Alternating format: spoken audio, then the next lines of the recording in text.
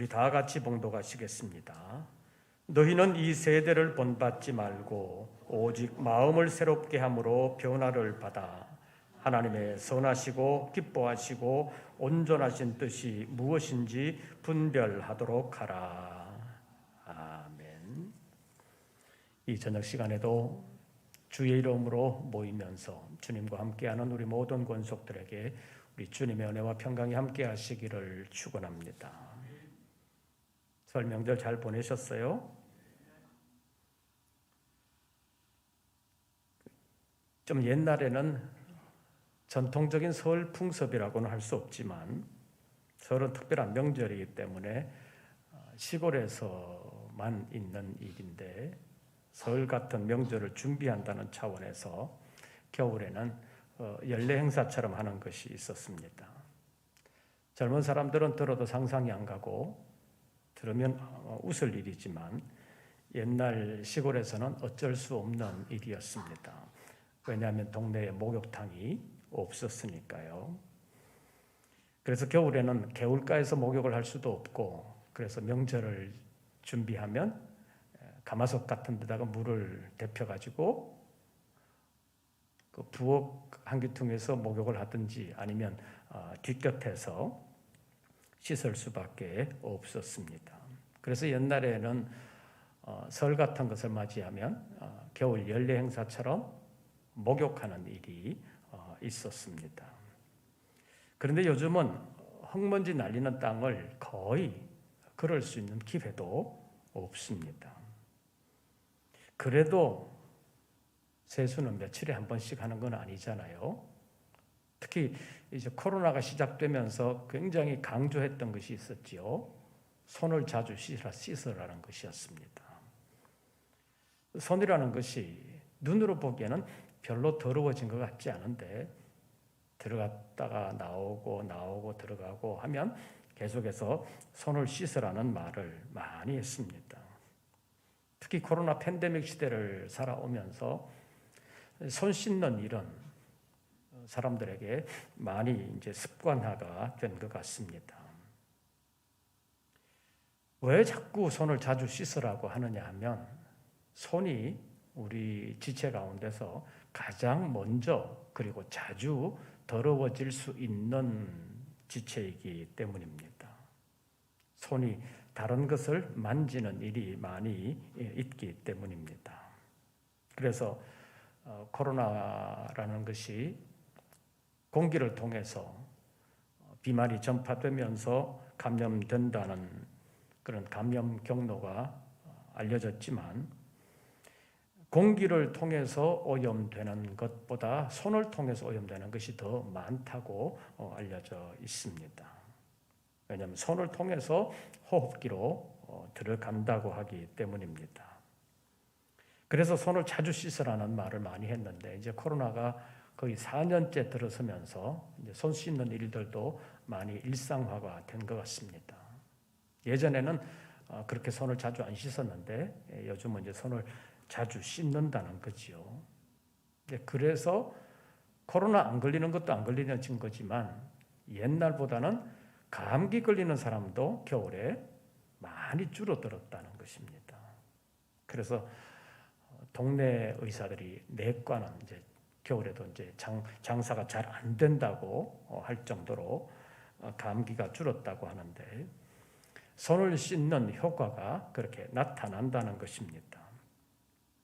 어쨌든 우리가 의도를 했던 의도하지 않았던 원했던 원하지 않았던 간에 우리의 손은 오염과 감염이 발생하는 그 통로가 된다고 하는 것이 알려져 있습니다.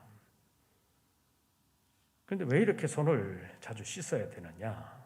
조금 전에도 말씀드렸다시피 우리 몸의 지체 가운데서 가장 더러워지기 쉬운 지체가 손이기 때문이라고 하는 것입니다. 몸으로서 살아가면서 질병과의 관계를 보면 그렇지만 또 영적으로 보면 우리가 세상을 살아가는 데 있어서 세상에서 오염되기가 굉장히 쉽다는 것입니다. 우리가 세상을 대할 때 세상을 너무 회프게 대하지 않아도, 다시 말하면 세상에 대해서 너무 무비판적으로 받아들이는 것이 아니라 할지라도 세상은 우리를 그냥 두지 않는다는 말입니다. 신앙적인 말로 표현한다면 우리가 세상을 닮으려고 애쓰는 것이 아니라도 안 닮으려고 애를 쓴다 할지라도 세상이 우리를 그냥 놔두지 않는다는 것입니다. 세상은 교묘한 방법으로 우리가 하나님께 나아가지 못하도록 방해하고 있다는 것입니다. 그래서 전에도 한번 말씀을 드린 바 있는데 코로나 들어서면서 우리 한국 교회에서 한국 사회가 한국 교회를 보는 눈이 상당히 좀 안 좋아졌다는 거죠.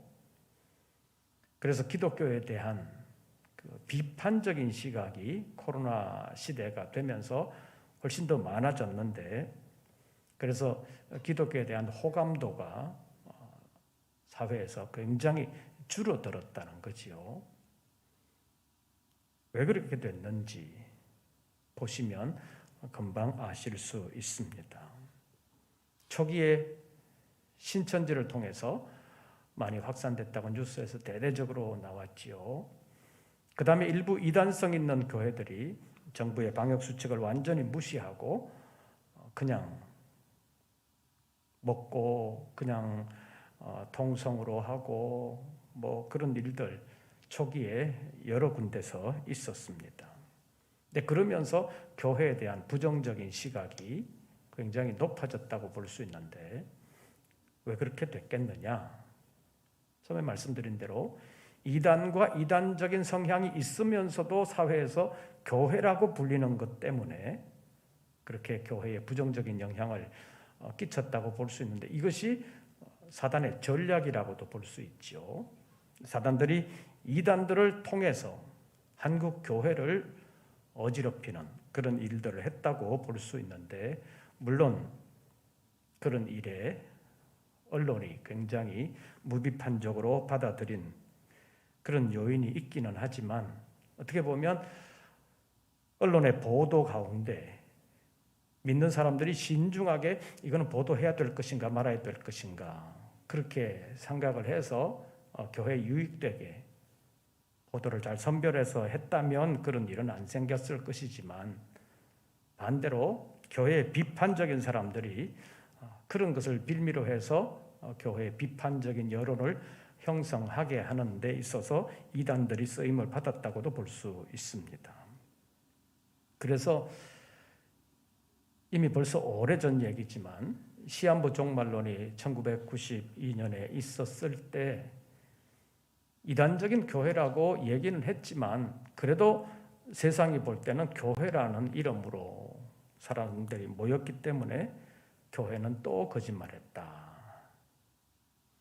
예수가 재림하지도 않는데 재림한다고 사람들이 모여가지고 저렇게 무비판적으로 했다. 그러니까 교회는 거짓말쟁이들이 많다. 그런 부정적인 영향이 많이 있었었는데 그런 일들이 앞으로도 계속해서 일어날 것입니다. 그래서 우리가 이 시대를 살아가면서 마귀는 언제나 왕성하게 활동을 하고 있는데 하나님의 나라가 이루어져서 마귀가 전혀 활동할 수 없는 상황으로 될 때까지는 마귀는 교묘한 방법으로 성도들의 신앙생활을 방해하고 교회가 교회로서의 사명을 감당하지 못하도록 방해하는 일들을 하게 될 것입니다. 그래서 마귀가 하는 일은 항상 사람들이 하나님께 나아가지 못하게 하고 서로의 관계를 파괴시키고 이간시키면서 하나님의 뜻이 이 땅에서 이루어지지 못하도록 방해하는 일을 하고 있는 것입니다. 그렇기 때문에 우리는 가만히 있으려고 해도 마귀는 우리를 가만두지 않는다는 것입니다. 그래서 조심을 해야 되는데 본문의 내용으로 보면 로마서 12장 1절에서 우리의 몸을 하나님이 기뻐하시는 거룩한 산 제물로 드리라고 했는데 그 거룩한 산 제물로 드리기 위해서 어떻게 해야 되느냐? 로마서 12장 2절이 뒷받침되어야 한다는 것입니다. 구약 성경에 보면 제사를 드릴 때 제물이 필요한데 그 제물은 아무 것이나 쓰는 것이 아닙니다. 유월절 제사로 보면 유월절 제물을 선택하기 위해서 미리 제물을 선택해 가지고 그것이 흠이 있는지 없는지를 잘 살펴봐 가지고 흠이 없는 것으로 제물을 드렸습니다. 그래서 우리 몸을 하나님이 기뻐하시는 거룩한 산 제물로 드리기 위해서 우리 몸이 흠없이 돼야 되는데 그것이 바로 오늘 본문 로마서 제12장 2절이라는 것입니다. 제가 1절을 읽으면 여러분들이 2절을 읽어주시기를 바랍니다. 그러므로 형제들아 내가 하나님의 모든 자비하심으로 너희를 권하노니 너희 몸을 하나님이 기뻐하시는 거룩한 산 제물로 드리라. 이는 너희가 드릴 영적 예배니라.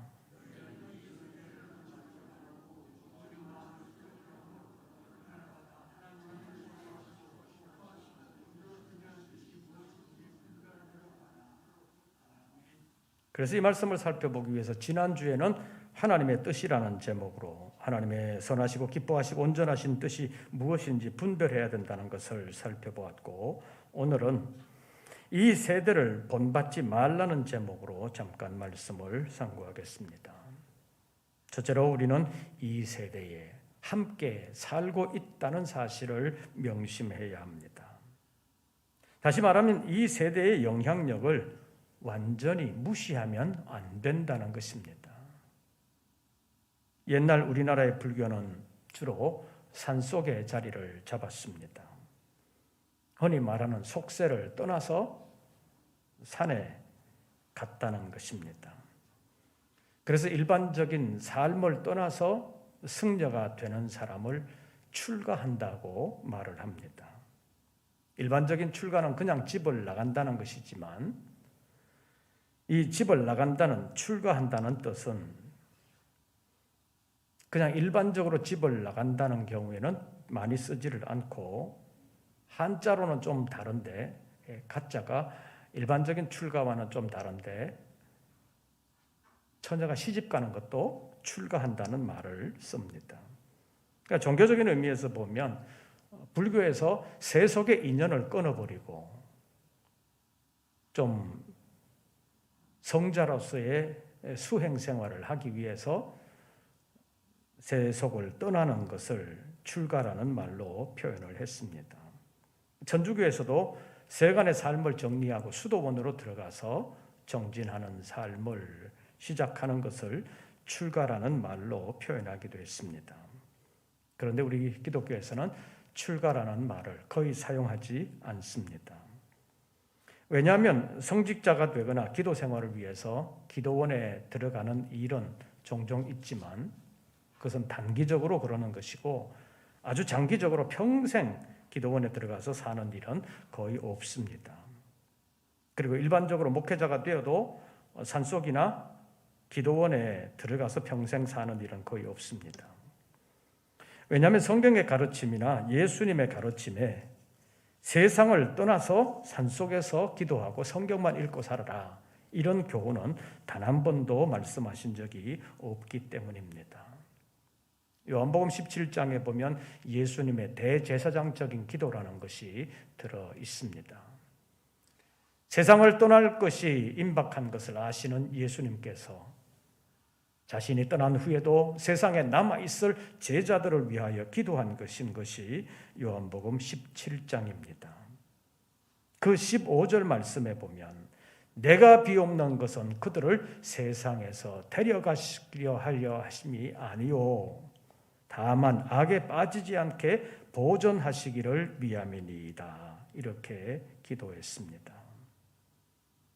내가 세상을 떠나 아버지께로 가는데 제자들을 위하여 기도할 때 그들도 나와 함께 데려가시기를 구하는 것이 아닙니다. 그들이 세상에 남아있지만 그들이 다만 악에 빠지지 않도록 보존해 주시기를 위함입니다. 이렇게 하나님께 기도를 했습니다. 왜 그런 기도를 했느냐? 16절에서 그 이유를 밝히고 있습니다. 내가 세상에 속하지 아니함 같이 그들도 세상에 속하지 아니하여 싸움나이다. 이렇게 말씀하셨습니다. 세상에 살고는 있지만 세상에 속하지 않았다라고 말씀하십니다. 예수님이 세상에 속하지 않은 것처럼 예수님의 제자들도 세상에 속하지 않았다고 말씀하고 있습니다. 이것을 통해서 우리의 소속이 어디인지를 예수님께서 가르쳐 주셨다고 볼 수 있습니다. 우리가 세상에 살고는 있지만 우리의 소속은 세상은 아니라는 것입니다. 이 말은 우리의 삶의 현장이 이 세상이지만 우리의 소속은 세상이 아니라 하늘나라, 하나님의 나라라는 가르침입니다. 그래서 빌립보서 3장 20절에서 바울 사도는 우리의 시민권은 하늘에 있다고 표현하고 있습니다. 그래서 우리는 이 세상에 살면서도 다른 사람들과는 달리 하늘의 시민권을 가진 하늘 시민이요 하나님의 자녀인 것을 잊지 말고 살아야 된다는 것입니다. 그래서 오늘 본문 로마서 12장 2절 말씀에서 너희는 이 세대를 어떻게 하지 말고 본받지 말고라고 말씀하십니다. 이 세대에 함께 살지라도 우리의 시민권은 하늘에 있기 때문에 이 세대를 본받고 살면 안 된다는 것입니다. 오늘은 이것이 무슨 의미인지를 잠깐 살펴보려고 합니다. 그래서 먼저 살펴본 것이 우리는 이 세대와 함께 살고 있다. 함께 살고 있지만 소속이 다르기 때문에 다르게 살아야 된다는 말씀입니다. 비록 우리가 하늘의 시민권을 가진 하늘 시민이지만 우리의 발은 여전히 땅을 딛고 살아야 되는 인생이라는 것을 올바르게 알되 어떻게 사는 것이 세대를 본받지 아니하는 것인가 하는 것을 알아야 된다는 것입니다.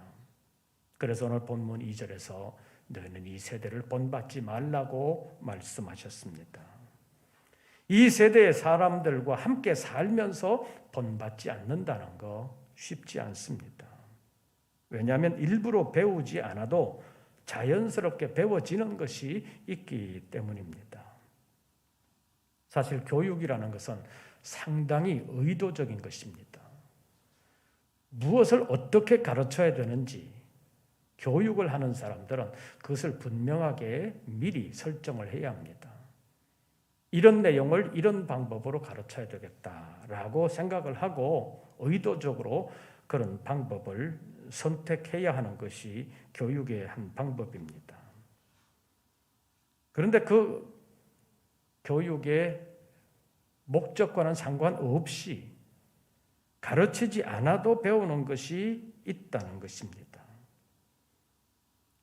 교육이라는 것은 아까도 말씀드린 것처럼 무엇을 어떻게 가르쳐야 되는지 분명한 그 목적과 방법을 가지고 해야 되는데 배우는 것은 일부러 가르치는 것 외에도 다른 것을 배우는 경우가 상당히 많다는 것입니다.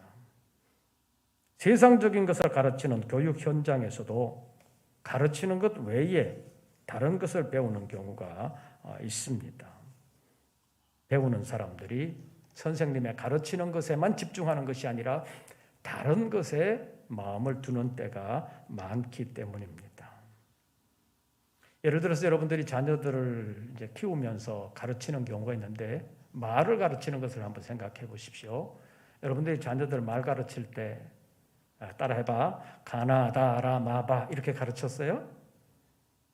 아이들 말 가르칠 때 그렇게 안 가르쳤잖아요. 제일 처음에는 엄마, 뭐 아빠 이거 따라해보라 그러면서 그런 말만 가르쳤잖아요. 그런데 아이들은 그런 말만 배우는 것이 아닙니다. 자기 귀에 들리는 것을 늘 마음에 담아두는 것이요. 눈에 보이는 것을 또 마음에 담아둡니다. 그래서 아이들이 부모가 가르치는 것만 배우는 것이 아니라 아이들은 자기 눈에 보이는 것, 귀에 들리는 것, 마음에 느껴지는 것 이런 것을 다 함께 배우게 된다는 것입니다. 신앙적으로도 마찬가지입니다. 교회에서 무엇을 가르치려고 하지만 그것만 신앙적으로 배우는 것이 아니라는 것입니다. 세상을 살면서 자기 눈에 보이는 것, 귀에 들리는 것, 마음에 와닿는 것, 이런 것이 미리 마음에 담겨져 있으면 그것이 이미 배워진 것입니다. 그래서 이 세대를 본받지 말라고 말씀하시는 것입니다.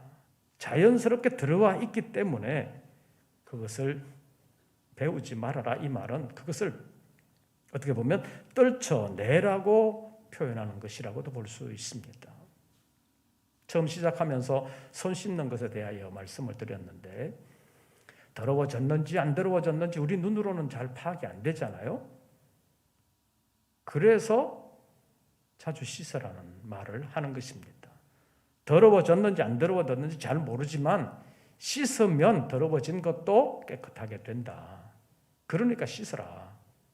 그 말은 신앙적으로 본다면 우리가 여러 가지로 혼란스럽고 우리의 영적인 상황을 오염으로 만들어가는 세상의 죄성이 우리에게 우리도 알지 못하는 사이에 다가오고 있기 때문에 들어왔는지 안 들어왔는지 우리는 잘 모르지만 신앙적으로 보면 회개하는 삶을 마치 육적으로 손을 씻는 것처럼 목욕을 하는 것처럼 영적으로 회개하는 일을 자주 해야만 우리 안에 우리도 알지 못하는 사이에 들어와 있는 죄의 습성을 버릴 수 있다는 것입니다.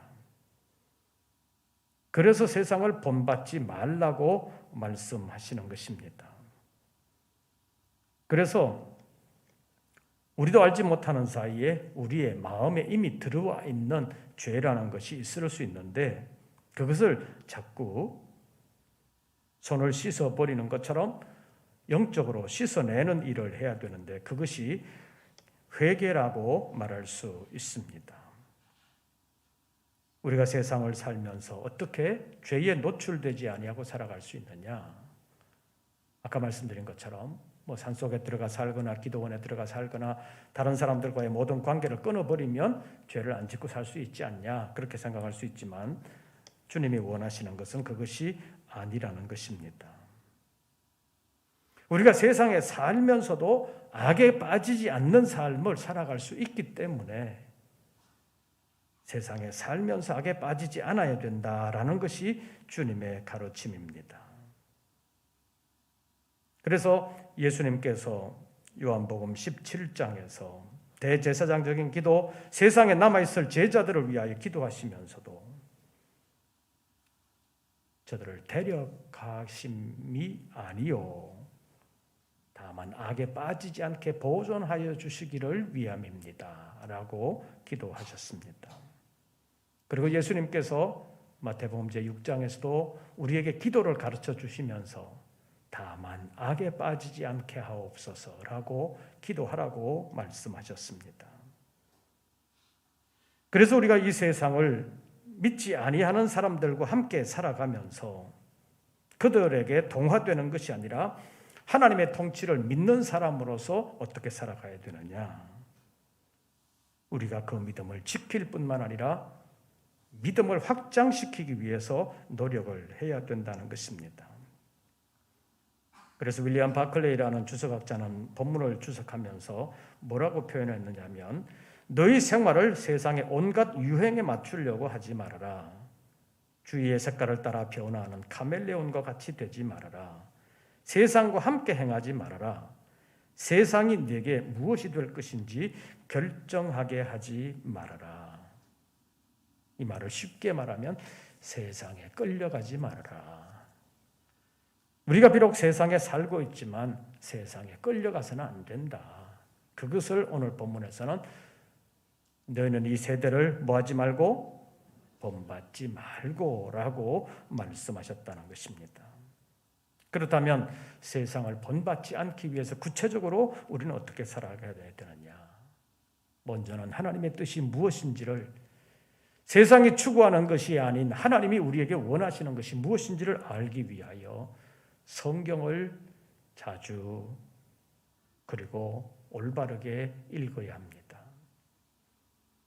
하나님의 뜻을 밝히는 여러 가지 통로가 있지만 가장 확실하게 그리고 가장 많은 하나님의 뜻을 계시하신 곳이 성경이기 때문입니다. 그래서 신구약 성경을 통해서 하나님이 우리에게 원하시는 것이 무엇인지, 우리를 향한 하나님의 뜻은 무엇인지, 지금 나를 향한 하나님의 뜻은 무엇인지를 성경을 통해서 찾아야 되기 때문에 성경을 읽으라는 것입니다. 그리고 세상에 살면서도 세상을 본받지 않기 위하여 기도하는 삶을 살아야 된다는 것입니다. 그래서 예수님께서 제자들을 위하여 기도해 주셨고 우리에게 기도를 가르쳐 주시면서 다만 악에게 빠지지 않는 삶을 위하여 기도하라고 말씀하셨습니다. 그리고 교회에서 아름다운 봉사의 삶을 훈련할 뿐만 아니라 나아가서는 구체적으로 가정에서, 직장에서, 사업장에서 그리스도의 향기를 나타내는 삶이 어떤 것인지를 고민하면서 어떻게 해야 하나님의 영광을 가리지 아니하고 하나님의 영광을 드러낼 수 있는지를 잘 생각을 해야 합니다. 그래서 직장 생활을 하든 사업을 하든 자기 분야에서는 전문가가 되어야 합니다. 예수 믿는 사람이 세상에 맡겨진 일도 잘 해야 된다는 것입니다. 세속적인 방법으로 출세하려고 하는 것이 아니라 어떤 일을 이루려고 할 때 그 일을 이루어가는 수단과 방법도 신앙에 맞는 것이어야 한다는 것입니다. 그래야 하나님의 영광을 가리지 않는다는 것입니다. 그렇지 않으면 예수 믿는 사람들을 옛날에 사람들이 욕하는 말을 할 때 특히 수도권에서는 예수쟁이들은 한강에 빠져도 뭐만 동동 뜬다 그랬어요? 여러분들 들어보셨잖아요. 세상에서 그런 말들이 하도 유행을 해가지고 예수쟁이들은 물에 빠져도 입만 동동 뜬다고 그런 말들이 있었습니다. 그 말은 예수 믿는 사람들이 말만 그럴듯하게 하지 실제로 삶에서는 그렇지 못하다. 그래서 입만 동동 뜬다는 말을 안 믿는 사람들이 했던 것입니다. 그래서 우리 믿는 사람들이 세상에 살면서 우리는 그리스도인이다라는 사실을 늘 잊지 말아야 합니다. 사도행전 11장 26절에 보면 그리스도인이라고 불리기 시작한 것이 안디옥에서부터였다고 기록하고 있습니다. 스데반이 예루살렘에서 순교를 당하고 많은 사람들이 예루살렘을 떠나서 다른 지방으로 가게 됐는데 예루살렘에 핍박이 다가오면서 사람들이 예루살렘을 떠나 다른 곳으로 흩어지게 됐는데 베니게, 구브로, 안디옥 이런 데까지 가서 복음 전하는 사람들이 많이 생겼습니다. 그래서 안디옥에도 예수 믿는 사람들이 많이 생겼는데 그것을 보면 예루살렘을 떠난 사람들이 예루살렘에 핍박이 있어서 자기 목숨 부지하려고 예루살렘을 떠난 것이 아니라 예루살렘에서 마음대로 복음을 전할 수 없으니까 복음 전할 수 있는 데가 어디냐 찾아서 간 것이 예루살렘을 떠난 결과였다는 것입니다. 그래서 예루살렘을 떠나서 여러 곳으로 흩어져서 그곳에서 복음을 전하게 됐는데 안디옥에 간 사람들이 복음을 열심히 전해가지고 안디옥에도 예수 믿는 사람들이 많이 생겼다는 보고가 예루살렘 교회에 들어왔습니다. 그래서 예루살렘 교회에서 바나바라고 하는 제자를 파송하게 됐습니다. 안디옥에 예수 믿는 사람들이 많이 생겼다고 하는데 네가 가서 좀 잘 살펴보고 좀 잘 가르쳐라. 그래서 바나바를 파송하게 됐는데 바나바가 가면서 다소에 들러서 사도 바울을 찾아서 사도 바울을 함께 데리고 안디옥으로 가서 1년 동안 열심히 복음을 전했습니다. 그리고 열심히 성경을 가르쳤습니다. 성경을 통해서 나사렛 예수가 성경이 예언하고 있는 그리스도요 하나님의 아들이라는 사실을 확실하게 가르쳤습니다.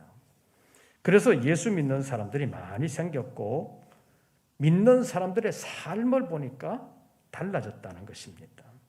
그래서 안 믿는 사람들이 볼 때 저 사람들이 많이 달라졌는데 왜 달라졌는가 여러 가지로 알아보니까 자기들은 그리스도를 따르는 사람들이라는 얘기를 하는 거예요. 우리는 세상에 살지만 그냥 세상 사람이 아니라 그리스도를 따라가는 사람들이다. 그리스도에게 속한 사람들이다. 이런 말을 했기 때문에 다른 사람들이 예수 믿는 사람들을 보고 그냥 예수교인 이렇게 안 부르고 그리스도인이다 이렇게 불렀다는 것입니다. 그래서 그리스도인이라는 뜻은 그리스도를 따르는 사람들, 그리스도에게 속한 사람들 이런 뜻을 가지고 있습니다. 그러니까 안디옥에서 믿는 사람들의 삶을 보니까 다른 사람하고는 달라 보였다는 것입니다. 안 믿는 사람들의 눈에 보기에도 예수 믿는 사람들은 세상을 따라가는 사람들이 아니라 그리스도를 따라가는 사람들이다. 이렇게 보였다는 것입니다. 그래서 믿지 않는 사람들이 믿는 사람들을 보면서 그리스도인으로 부르기 시작한 것이 안디옥에서부터 시작됐는데, 안디옥에서 예수 믿는 사람들의 삶이 세상을 따라가는 것이 아니라 그리스도를 따라가는 사람이라는 것으로 보였다는 것입니다. 그렇게 살았다는 것은 오늘 본문으로 본다면 안디옥에서 예수 믿는 사람들은 세상을 따라간 사람들이 아니었다는 것입니다. 그래서 본문 2절 다시 보시죠. 너희는 이 세대를 어떻게 하지 말고 본받지 말고. 초대교회 안디옥에서 신앙생활을 했던 사람들은 이 세대를 본받은 사람들이 아니라 그리스도를 본받은 사람들이었습니다. 그래서 처음으로 그리스도인이라고 일컬음을 받게 된 것입니다. 오늘날 이 시대를 살아가면서 우리는 이제는 그리스도인이라는 말이 자연스러워져서 예수를 정말로 잘 믿든지 안 믿든지 간에 교회 다니면 그리스도인이다 이렇게 표현하기가 쉬운데, 진짜 그리스도인은 세대를 본받지 않는 사람들입니다. 세상을 따라가는 사람들이 아니라는 것입니다. 세상에 맞추어 사는 것이 아니라 내가 그리스도에게 속한 사람인 것을 기억하고 이 땅에 살지만 하늘나라 백성인 것을 잊지 아니하고 하나님의 나라 이루어지는 그날까지 믿음을 지키기 위해서 그리스도에게 속한 사람으로 세대를 본받지 아니하고 하나님의 뜻을 이루어 가기 위해서 애쓰는 사람이라는 것입니다. 그래서 2절 말씀 다시 한 번 더 보면서 오늘 내가 진정한 의미의 그리스도인이 되기 위해서 어떻게 살아야 되는지 2절 우리 다 같이 읽으면서 기도하겠습니다. 2절 말씀 다 같이 봉독합니다. 너희는 이 세대를 본받지 말고 오직 마음을 새롭게 함으로 변화를 받아 하나님의 선하시고 기뻐하시고 온전하신 뜻이 무엇인지 분별하도록 하라. 아멘. 우리 찬송가 322장을 부르시고 잠깐 기도하겠습니다.